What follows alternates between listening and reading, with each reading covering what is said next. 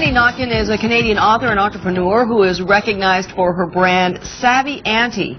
In her new book, Otherhood, she shares the stories of successful modern women who were looking for love, marriage, and kids, but instead found themselves. And Melanie Notkin joins us now. Good morning. Good morning. Good morning. There are a lot of women who are saying, finally, someone who speaks my language.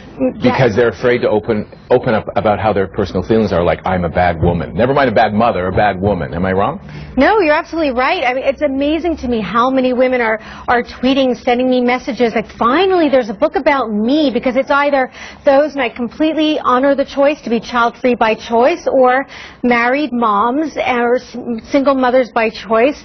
But this silent majority of women who always yearn to and to be married mothers end up kind of this silent majority of women who have this in one part disenfranchised grief, where nobody really understands what they're going through in terms of their childlessness, and also misunderstood as career women or people who don't want to be married and don't want to have children, which is the exact opposite of who they are. Yeah.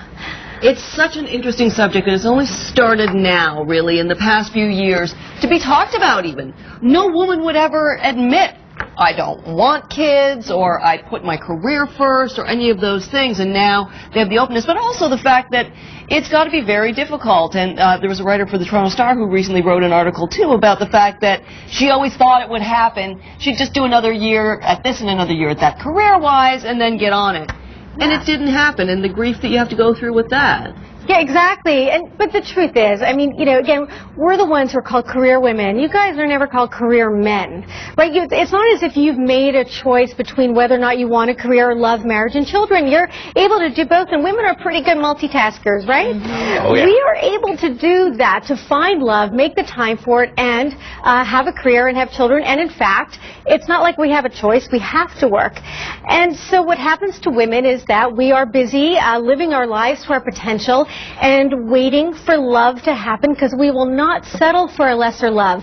However, we also won't settle for a lesser life. We're not waiting for life to happen. We keep moving forward. In your book, you write infertile by circumstances. Yeah. What does that mean? Explain that. So it's the pain and grief around one's infertility because they remain single or other circumstances. We think that somehow only married women, coupled women, suffer from the pain of infertility. And while this infertility is not biological, we may not even know because we're not even trying, we still have the same clock that reminds us another month has passed, and not only do we not have the children we always wanted, but we also haven't yet found that love.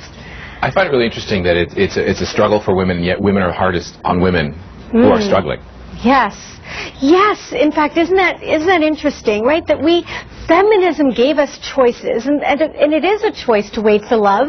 It is a choice to wait for the right love, the right relationship before having children, as it is the right choice to go and have a baby on your own, or choose not to marry, or to work or not work when you are a mom. Yes, we are very hard on each other, and what we need to understand is that the power of feminism is to enable us all to make the choices we want. Describe your personal journey and the pressures that you faced. I mean, you're a bit of a different class because you were able to write this book and put it out there. But a lot of women, as people talked about, sort of, I don't know if suffer is the word, but quietly have this conversation. What was it like for you?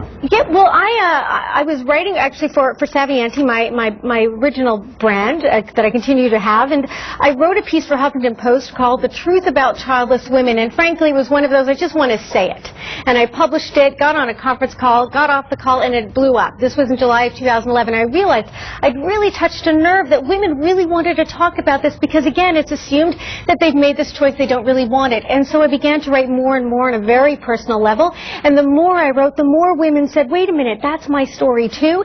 And whether it's in Iowa in the United States or Calgary, Canada, women all over have this universal experience, and I'm finding that so satisfying, because it's not only for me realizing that I am a happy woman despite my dreams of marriage and motherhood not yet happening, and that is, I think, the lesson that so many women are realizing too, that we can be happy as women whether or not we have children in time based on our fertility timeline. Yeah. Well, thank you so much for being here. The book is called Otherhood by Melanie Notkin. So good talking to you. Oh, so good being here, guys. Thank you so much.